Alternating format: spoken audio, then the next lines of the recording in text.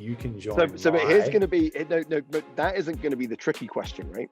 Because by then, 20 years from now, Connor would have had a 10-year career in Major League Rugby. He'd have gone to a couple of World Cups, right? He would be like, one of the stars, probably like taking my role as an analyst. Like everyone will know who Connor Mooneyham is, and he'll have 10 years with Austin, right? And so everyone would be like, oh, it's Connor Mooneyham. And then the question will be, but who drafted him? And everyone will think Austin drafted him because of his long career with Austin. But it'll be exactly a Dan Power tribute. Like you'll like pull everyone's pants down with that 10 years from now. I'm telling you. Culture. It'll be pop culture. It'll be right in my wheelhouse. All right. Well, let's not waste any more time. You don't want to listen to us two jabber on. We actually do plenty of that in the interview anyway. Let's bring him in. Connor Mooneyham. I did actually know I was going to be the number one draft pick for a while, actually, before the draft actually started. And once I knew that, I think other coaches caught wind of it, and I stopped receiving messages and calls from other teams. So hold it. Early on, like lots of people were reaching out to you. Is that kind of like you were getting messages from different teams, and like, is there an interview process that you went through? It was a little bit less formal than that. A few teams had like a formal guideline. I remember Rugby ATL, I talked to a lot of people. I remember Utah as well. I sent in videos of me doing some gym sessions. I remember I was about to get on the call with Paul Emmerich with Houston, and I went fishing the day I was meant to get on a phone call with him, and I was supposed to be home like within 2 hours, and I dropped my phone in the lake. And that is like the wildest story, because I remember getting a new phone and calling him the next day, and I was like, hey, Paul, I swear my phone fell in the lake. And he's like, okay, Connor. I'm like, no, I'm serious. I'll get my homework. Yeah, I was super nervous. I actually got the email from the MLR while I was in a hospital parking lot, because my mom was getting her appendix removed. So it was just like a lot of things were going on in my life. And I was like, well, I guess I'm not going to Dallas, and I'm going into another draft. So I started calling a lot of coaches, a lot of teams around the league. And Austin was definitely at the top of my list, because I wanted to stay in Texas.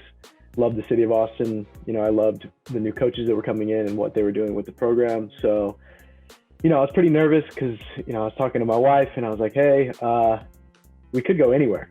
So we could be on the East Coast or the West Coast, and, potentially Toronto. So yeah, whatever happens. So cool.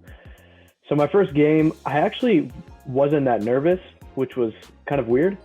I felt like it was something that was meant to happen. I don't know. I was in Bold Stadium, and it was just nice looking out on the crowd and finally realizing that I had made it into the MLR and was pursuing my dreams and was living my dreams, because I made a lot of goals during the year. And one of those goals was to be a consistent starter. And obviously, starting that first game was a huge goal of mine, and something that I dreamed of. So it was a really cool feeling.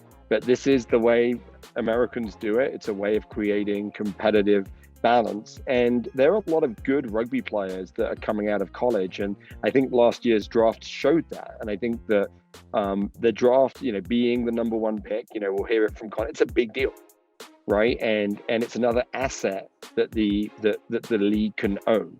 And so I'm a huge fan of the draft. I know, it's funny, because when last year, Dan, if you remember, there was some concerns that people had about the draft, like, are we going to make people fly across the country and things like that? But guess what? It worked itself out, right? I can be drafted by one team, but if I don't want to go there, then I can work it and get traded to another team. And we saw that happen a couple of times. And it's no different than it was, Dan, when you were playing for Old Blue, right? Old Blue, is that who you played for? when you were playing. Episode 102 is finished. Episode 103 will feature Dan and Connor Mooneyham moving forward. But when you were playing for Nyack, there'll be a bunch of young kids that flew across the country to play top club rugby. Like, it's always been that way. And so, so I don't see, people make sacrifices. They've always put their careers on hold, even without professional rugby. And I think that, I think it's a good thing. And I'm excited to watch you do your stuff.